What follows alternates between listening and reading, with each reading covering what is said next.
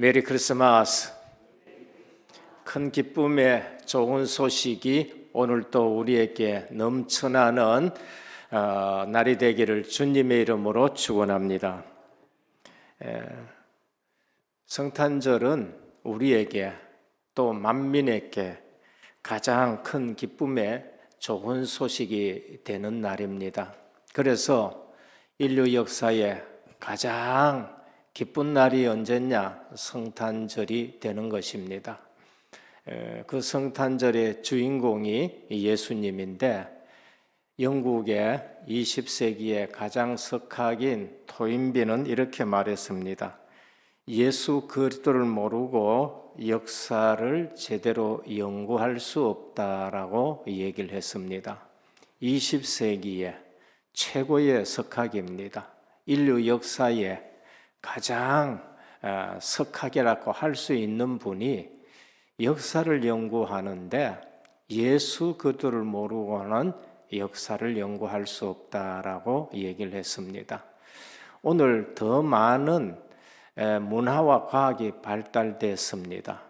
그런데 사람들은 더 공허하고 더 허무하고 더 영적 문제 오고 더 갈치는데 더 이 땅에는 이해할 수 없는 사건들이 많이 터집니다.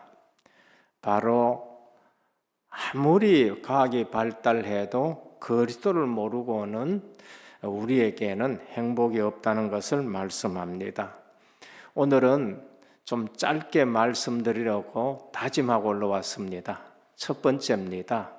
오늘 본문에도 보면은 역사는 로마 황제 중심으로 움직이지 않는다는 것을 우리가 아셔야 돼요.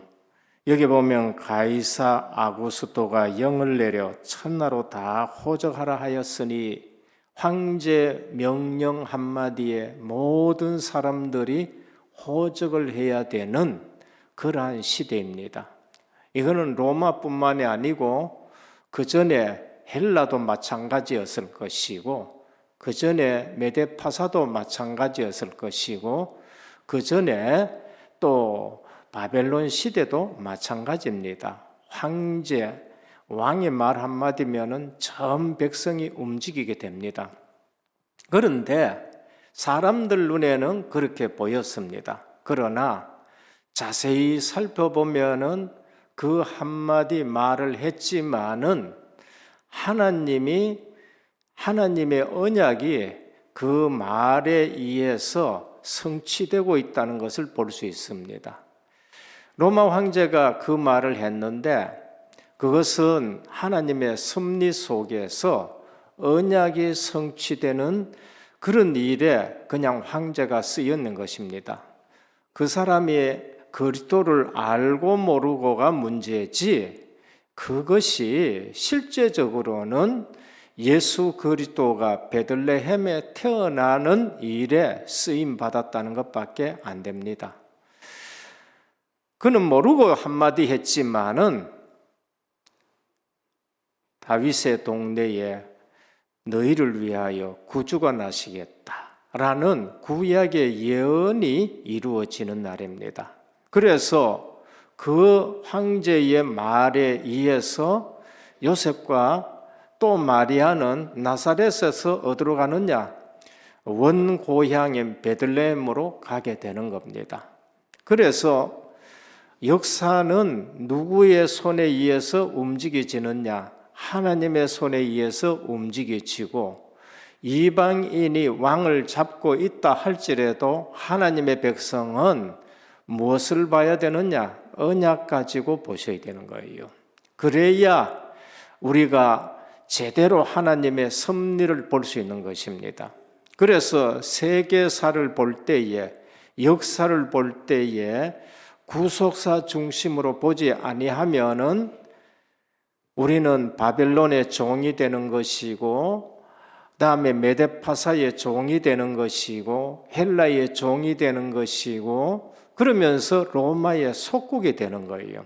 그러나 언약을 아는 사람들은 그 속에서 구속사의 섭리를 이루는 일들로 역사가 움직인다는 것을 보게 되는 것입니다.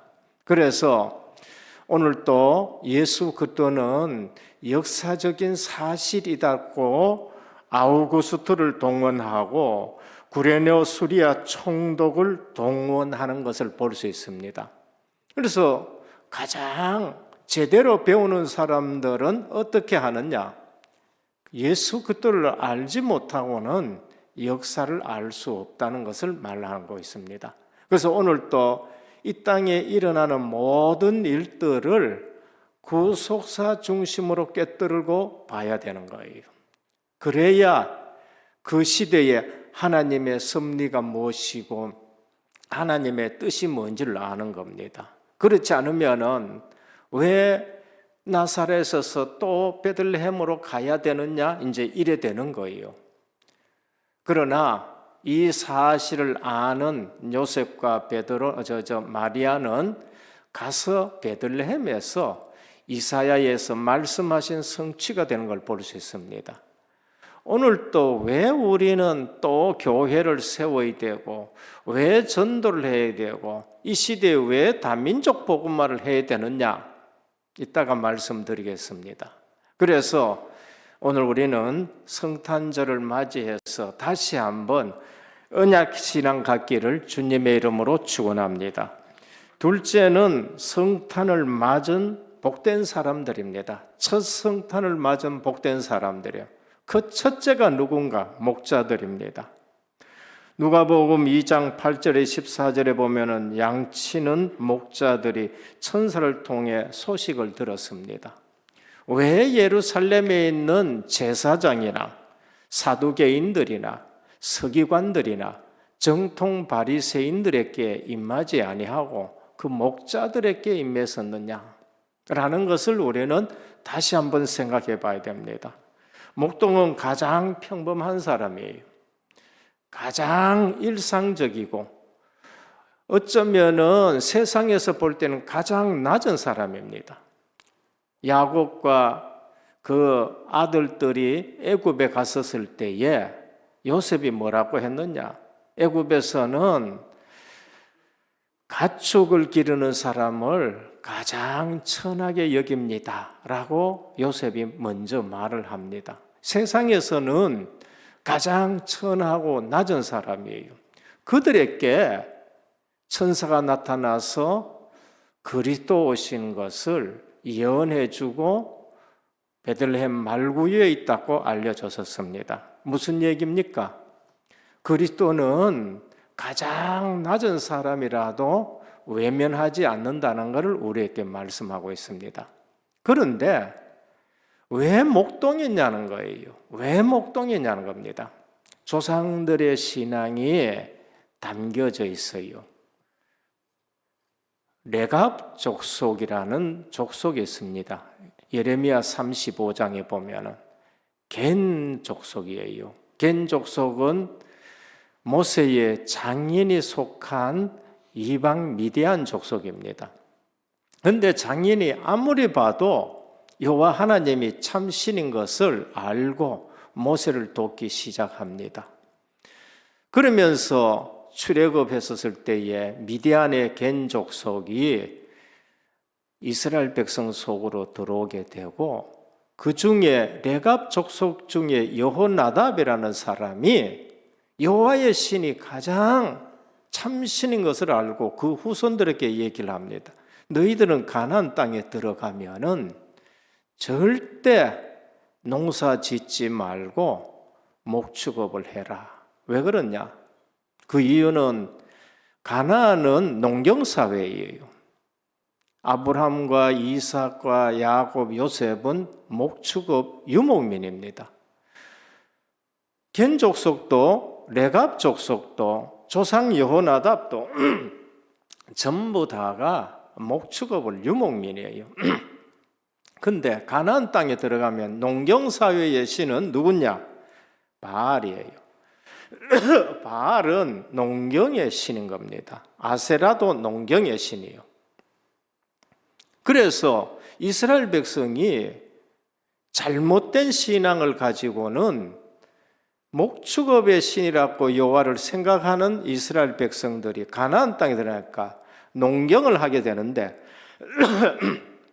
바알 신이 농경의 신이니까 농사를 잘 짓는 애는 바알 신이구나 하는 것으로 바꾸어지는 겁니다.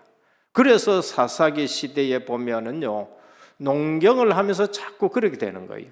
우리가 돈벌이를 하는 데는 이것이 방법이다, 저것이 방법이다 해가지고 오직 여호와 보다가는 돈 버는 데는 다른 방법을 동원하든지 하다가 보면은 그렇게 빠지는 것과 똑같은 거예요. 근데 레갑 족속의 조상이 너희들이 거기에 들어가면은 반드시 그렇게 될 수 있으니까 너희는 농경을 하지 말고, 이건 농사가 잘못됐다는 말이 아니고 유목 생활이 꼭 좋은 것이 아니라 빠질 수 있는 기준을 미리 방지하는 거예요. 그래서 너희는 목축업을 하고 살아라는 겁니다. 그리고 포도주를 먹지 말라. 농경사회에서 포도주가 너무 풍성해지다 보면은 술에 취할 수 있으니까 그게 어디에 나오느냐? 예레미야 35장에 나와요. 그래서 하나님이 예레미야에게 너 레갑 족속 불러가지고 포도주를 한번 줘봐라. 그러니까 이 레갑 족속에 포도주를 안 먹는 거예요. 왜? 조상들이 정해준 기준이 있어서 우리 신앙을 지키기 위해서 많은 목동들이 있었을 것입니다만은 성경학자들은 얘기합니다. 이 목동들이 누구냐? 조상들이 신앙의 기준을 정해주고 여호와 하나님이 유일한 신이라는 것을 알고 그 신앙 기준에 살아간 그 목동들에게 천사가 나타나서 예수 그리스도의 탄생을 알려줬지 않느냐라고 신학자들이 그렇게 얘기를 하고 있습니다. 오늘 우리 신앙에 기준이 있어야 됩니다. 언약이 기준이 되고 세계 복음화의 기준이 되어야 되고 우리는 이것의 기준을 위해서 신앙의 방어선이 있어야 되고 공격선이 있어야 된다는 것을 아셔야 돼요. 그걸 말합니다. 오늘 우리가 이미 오신 예수 그리스도가 성령으로 우리와 함께 하시는 기준을 가지고 있어야 되는 겁니다. 세 번째, 첫 성탄을 맞이한 사람들이 있습니다. 누군가? 동방의 박사들입니다. 예루살렘에 있는 사람도 아니고 유대 땅에 있는 사람도 아니고 또 동방에 있는 사람들이에요. 두 번째 오신 분들입니다. 누구냐? 페르시아라고 말합니다. 성경학자들은. 그 먼 페르시아 사람들이 그것도 지체 높은 사람들이 이번에는 목자들이 아니고 가장 높은 왕들이라고 그러고 학문을 아주 많이 하는 사람들이 왔어요. 어떻게 해서 그들이 왔느냐? 성경학자들은 말합니다. 바벨론의 포로로 붙들려갔던 하나님의 백성들이 그곳에서 포로 생활에서 메시아의 별을 기다린 것입니다. 민수기 24장에 보면은 하나님이 이스라엘 백성들이 가나안 땅으로 갈 때에 거짓 선지자가 저들을 저주하라고 얘기했을 때에 그들을 저주하지 못하고 오히려 축복하는 말이 나와요. 내가 하나님이 저주하지 말라 한 백성을 어떻게 저주하겠느냐라고 하면서 유대민족 중에서 다스리는 별이 나타날 것이라고 얘기했습니다. 그들이 비록 포로 생활을 하지만은 실패했지만은 언약을 붙들고 그 자손들에게 언약을 얘기했는데 누가 들었느냐? 바벨론 사람들이 들은 거예요. 다니엘이라는 사람들이 나타났고 세 친구라는 사람들이 나타났고 그리고 에스더라는 사람이 나타났고 모르드게라는 사람들이 나타나서 하나님이 정말로 살아계시는구나 알려지고 된 거예요. 문서로 남았었으니까 연구하는 사람들이 별이 나타나면은 구주가 나타나신다 하는 것을 알고 그것을 붙들고 이제 찾아온 사람들이 동방박사들입니다. 오늘 우리는 어려운 지경에 있든지 간에 포로로 붙들려 갔든지 간에 무엇을 전해야 되느냐? 그리스도를 전해야 되고 언약을 붙들고 살아가야 되고 때로는 흘러들었든지 간에 동방박사들처럼 중요한 것을 붙들고 연구를 하셔야 돼요. 그냥 중요하지 않는 것 붙들고 하지 말고 그러면서 실제적으로 내 삶에서 내 연구하는 것이 언약과 관계가 있어져야 되는 겁니다. 내 연구하는 것이. 마지막으로 세 번째입니다. 첫 번째 성탄절을 맞이한 사람들입니다. 그게 누군가 누가복음 22장 36절에서 39절에 나타나는 아셀 지파의 딸 안나와 그리고 누가복음 2장 22절에서 32절에 나타나는 시몬 할아버지입니다. 이 두 분은 어떤 분이냐? 내가 성전 생활을 해야 되겠다. 그리고 예언된 그리스도를 만나야 되겠다. 한 분은 나이 많은 할아버지고 한 분은 홀로 수십 년 살았던 과부 할머니입니다. 그런데 두 분 다 그리스도가 오시도록 기다리는 성전 생활을 했던 분이에요. 시몬 할아버지는 내가 그리스도가 오시는 것을 보지 않고는 죽지 않겠다고 생각하고 신앙생활을 했어요. 그리고 그때 요셉과 마리아가 탄생한 그리스도를 안고 할례 받으러 왔는데 시몬 할아버지가 보고 이제는 내가 죽어도 여한이 없겠다라고 얘기했습니다. 안나라는 할머니는 7해 동안 남편과 함께 살다가 과부가 된 지 84년이라 과부된 지가 84년이에요. 90살 훨씬 넘은 할머니가 평생 성전 중심으로 신앙생활을 하다가 그리스도를 본 거예요. 오늘 우리의 신앙생활이 일심전심 지속이 되어야 됩니다. 세상 것 때문에 내가 이리저리 흔들려 가지고는 안 돼요. 그리고 내가 나이 들어도 더 언약이 확실하게 되셔야 돼요. 나이 든다고 언약이 희미해지면은 집안에 문제가 와요. 이삭입니다. 나이 들어가지고 언약이 희미해지니까 집안에 난리가 나게 되는 걸 볼 수가 있는 겁니다. 시몬 할아버지, 나는 그리스도를 봐야 되겠다. 안나 할머니는 7년 동안 남편과 살다가 과부된 지 84년이라 그러면 지금 91살이에요.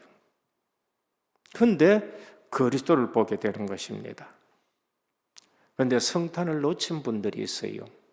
성경을 많이 안다고 생각하는 서기관들, 그리스도가 온 것을 못 봤어요. 제사장들 못 봤어요. 정통이라고 말하는 바리새인들은 못 봤습니다. 오늘 우리는 이 본문을 통해서 굉장히 중요한 것을 깨달아야 됩니다.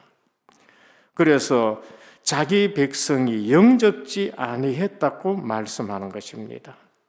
우리가 빨리 아셔야 될 것은 그리스도는 이미 오셨습니다. 이제는 첫 성탄은 우리가 맞이할 수 없지만은 내게 온 성탄절은 맞이해야 돼요. 내게 오신 그리스도는 나는 맞이해야 되고 내게 오신 성령은 늘 시몬 할아버지처럼 한나 할머니처럼 그리고 또 목동들처럼 그리고 동방 박사들처럼 그렇게 우리는 신앙생활에 기준을 둬야 되는 것이고 내 삶에 언약을 가지고 살아야 되는 것입니다. 그래서 성경의 예언의 말씀을 믿는 자가 되시기를 축원합니다. 첫 성탄절을 맞이했던 사람들처럼 오늘 이미 오신 성령 하나님을 내가 실제적으로 믿고 살아야 되는 거예요. 세 번째입니다. 회복해야 될 성탄절입니다. 회복해야 될 성탄절. 오늘 우리는 첫 성탄을 회복해야 됩니다. 어떻게 회복해야 되느냐? 레갑 족속처럼 내 신앙생활에 기준을 두셔야 돼요. 조상들이 여호와의 신이 참 하나님이신가를 이다는 사실을 알고 여기에서 넘어지지 않도록 기준을 딱 주었는 거예요. 우리는 목축업을 해야 된다 그 말이 아니고 왜 너희는 목축업을 해야 되는 이유를 말해 줬어요. 왜? 농경시대에 들어갔었을 때에 바알의 신이 농경신이라는 사실을 알고 거기에 빠지면 안 된다. 그 이유 때문에 목축업을 하라는 거예요. 그리고 농사지어 포도주가 풍성했다 해가지고 거기에 빠질 수 있으니까 너희는 포도주를 마시지 말라 했어요. 하도 하나님의 백성이 이상한 짓 하니까 하나님이 예레미야에게 뭐라 그랬냐? 너 지금 레갑 족속들 한 불러가지고 포도주 마시게 해라. 예레미야가 불러가 포도주를 먹으라 그러니까 안 먹는 거예요. 이유가 바로 그거였었어요. 그러니까 우리 신앙생활에 기준을 딱 두고 신앙생활을 해야 된다는 걸 말씀합니다. 오늘 우리는 동방박사들처럼 일은 하지만은 내일과 언약이 연결되어야 돼요. 내가 일을 하고 학문을 연구하지만은 그 학문의 중심이 언약과 연결되고 예언의 말씀과 연결될 때에 먼 길도 멀다 하지 않고 경배하러 오게 되는 걸 볼 수가 있는 것입니다. 그리고 시간이 지나고 여러 가지 고난이 있었지만은 내 인생에 성전 생활이 중심이 되어야 돼요. 성전 생활. 늘 성전에 와서 내가 메시아를 봐야 되겠다. 그리스도를 봐야 되겠다. 신앙생활에 정말로 흔들리지 않고 신앙생활을 했었을 때에 당시에 과부라는 건요. 가장 소외된 사람이에요. 가장 약한 사람이에요. 지금처럼 복지가 되어 있는 것도 아닙니다.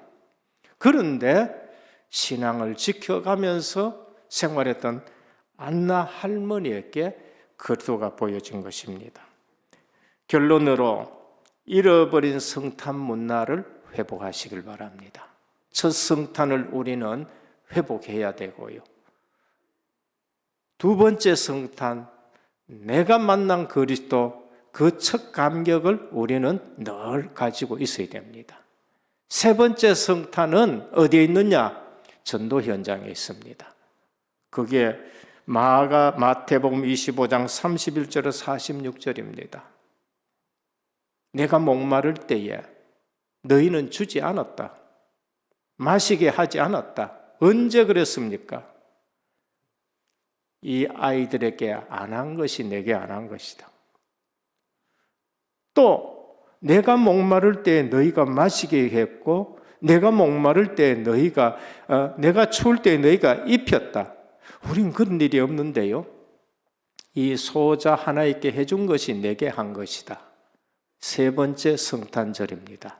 그리스도를 만나는 것입니다. 오늘 우리는 이 시대에 다민족, 겐족속입니다. 다민족, 누구냐? 동방박사들이에요. 그래서 다민족이 와서도 그리스도를 만날 수 있는 교회와 성전이 되셔야 되는 겁니다. 우리 주님은 만민에게 기쁜 좋은 소식을 천사들을 통해서 우리에게 주셨습니다. 그래서 은혜교회는 우리도 시몬 할아버지처럼 유대 민족이지요. 안나 할머니처럼 본토지요. 그러나 겐 족속도 와서, 레갑 족속도 와서 신앙을 생활할 수 있는 곳이 되어야 되고, 또 은혜교회가 소문이 많이 나서 높고 많이 배운 사람도 여기 와서 그리스도를 만나고 신앙생활이 되어질 수 있도록 10년의 선교사 파송을 한 내년에는 하나님이 더 큰 은혜를 주시고 더 세계 복음화할 수 있고, 우리가 진짜 신앙의 기준을 딱 가지고 신앙생활에서 세계 복음화하는 복된 우리 모든 성도님 되기를 주님의 이름으로 축원합니다. 주님, 만민의 기쁨인 성탄절입니다. 오늘 또 우리는 짧은 말씀이지만은 깊이 있게 생각하게 하여 주옵시고, 신앙생활에 기준을 두고 신앙생활하게 하여 주옵시고, 일심전심 지속적으로 흔들리지 않는 신앙생활하게 하여 주옵시고, 언약을 붙들고 연구하고 생활하고 또 배우는 신앙생활 되게 하옵소서. 첫 성탄절을 맞이한 사람들을 보면서 우리 삶 속에서 성탄절을 매일매일 누리는 저희들 되게 하옵소서. 예수 그리스도 이름으로 간절히 기도드립니다. 아멘.